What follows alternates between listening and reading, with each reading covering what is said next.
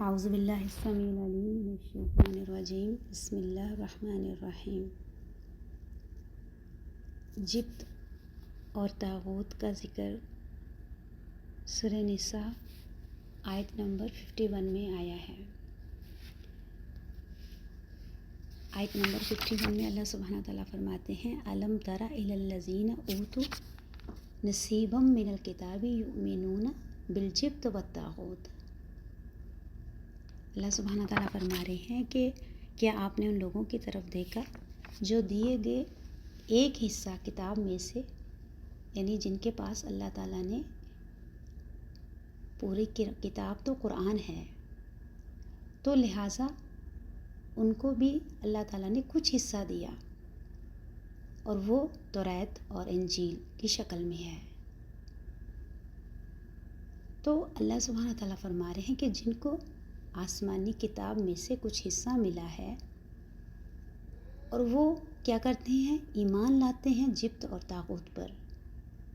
اب یہ جبت اور طاغوت کیا ہے؟ جبت جس کا معنی ہے خیالی باتیں، کہانت، جادوگری، فالگری اور بے فائدہ اور بے مقصد باتیں، جس طرح سے پرندے اڑانا،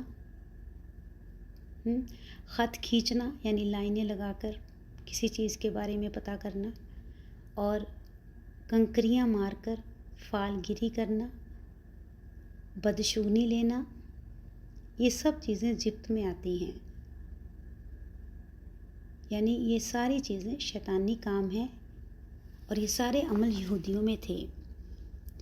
اور اس کے بارے میں ایک حدیث بھی ہے کہ آپ صلی اللہ علیہ وسلم نے منع کیا کہ اس چیز سے کہ کنکریاں یا سکہ اچھال کر کسی کام کے کرنے اور نہ کرنے کے بارے میں پتہ کرنا، اور اسی طرح سے ٹونک یا جست نکالنا، بلی کا سامنے سے گزر جانا، یا پھر کسی بھی تاریخ یا نام کو اپنے لیے منحوس یا اچھا سمجھنا،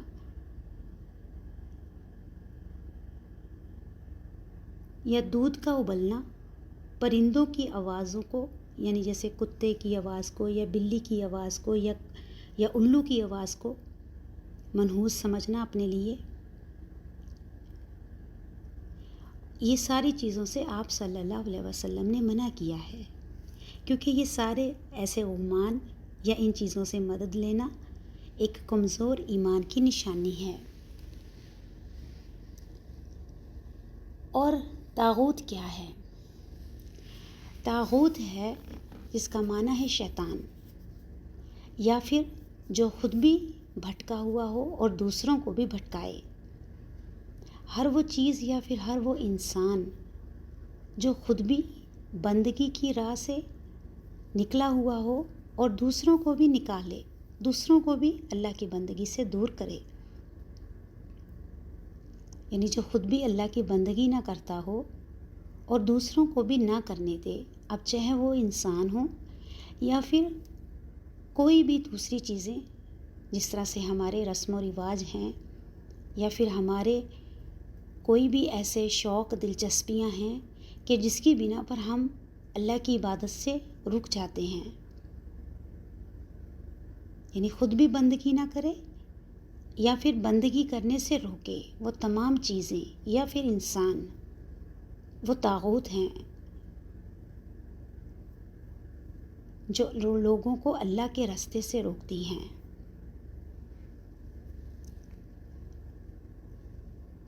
تو طاغوت جو ہے ہر وہ قوت یا طاقت جو سرکش ہو، یعنی بھٹکی ہوئی ہو، اللہ کی نافرمان ہو، تو اس ساری جو چیزیں ہیں جبت اور طاغوت ہیں، یہاں پر اس سے منع کیا جا رہا ہے کہ یہ وہ لوگ ہیں جن کو اللہ تعالیٰ نے کتاب کا ایک حصہ دیا، تو اللہ پر ایمان لانے کی بجائے وہ جبت اور طاغوت کے پیچھے چلتے ہیں، یعنی ایسی بے مقصد اور بے حقیقت چیزیں یا خیالی باتوں پر یقین رکھتے ہیں۔ وَيَقُولُونَ اور وہ کہتے ہیں لِلَّذِينَ ان لوگوں سے کفروا جنہوں نے کفر کیا. کن سے؟ مشرکین مکہ سے. کون؟ یہود. کیا کہتے تھے؟ ہؤلاء اہدیٰ من الذین آمنوا کہ تم تو وہ لوگ ہو جو زیادہ ہدایت یافتہ ہو ان لوگوں سے. آمنوا سبیلا وہ لوگ جو ایمان پر ہیں رستے کے اعتبار سے. یعنی یہاں پر اصحابہ اکرام کی طرف اشارہ ہے کہ زندگی کے حساب زندگی کے یا طریقہ زندگی کے اعتبار سے تم لوگ زیادہ ہدایت یافتہ ہو. کون؟ مشرکین مکہ. اور مسلمانوں کو وہ کیا سمجھتے تھے؟ بھٹکے ہوئے لوگ یا پھر گمراہ لوگ یا پھر بے وقوف لوگ، نعوذ باللہ. اور ایسا کیوں کرتے تھے؟ جلن اور حسد کی بنا پر. اب اس آیت کے پس منظر میں یا اس کو سامنے رکھتے ہوئے ہمیں بھی اپنی اپنی زندگیوں کا جائزہ لینا ہے کہ جبت اور طاغوت جس سے یہاں پر منع کیا جا رہا ہے، ہم بھی قرآن پڑھنے والے ہیں، رسول اللہ صلی اللہ علیہ وسلم کے پیروکار ہیں، ان کے فالوورز ہیں، تو ہمیں بھی اپنی زندگی میں سے ایسی تمام بے مقصد بے فضول خیالی باتوں کو یا ایسے طاغوت جو ہیں جو ہمیں بندگی سے روکتے ہیں، چاہے وہ ہمارا مال ہے، گھر ہے، اولاد ہے، کہ جس کی بنا پر ہم اللہ کی طرف آتے نہیں، قرآن کی طرف آتے نہیں، عبادت کی طرف آتے نہیں، چاہے وہ ہمارے شوق ہیں، دلچسپیاں ہیں، جس کی جو ہمیں اللہ کی طرف آنے نہیں دیتی، اس سے نکلنا ہے. یہاں پر اس سے منع کیا جا رہا ہے. اور ایسی کہانتیں، ایسی بے فضول باتیں، کسی نمبروں کو برا سمجھنا اپنے لیے، کسی ناموں کو اپنے لیے برا سمجھنا، کسی کے قدموں کو کسی کی اپنے لیے سمجھنا کہ یہ میرے لیے نحوست ہے یا یہ میرے لیے لکی نمبر ہے، تو یہ سب بھی کیا ہے؟ طاغوت. تو اس سے یہاں پر منع کیا جا رہا ہے. اللہ سبحانہ وتعالی ہم سب کو بھی سن کر عمل کی توفیق دیں. السلام علیکم ورحمۃ اللہ وبرکاتہ.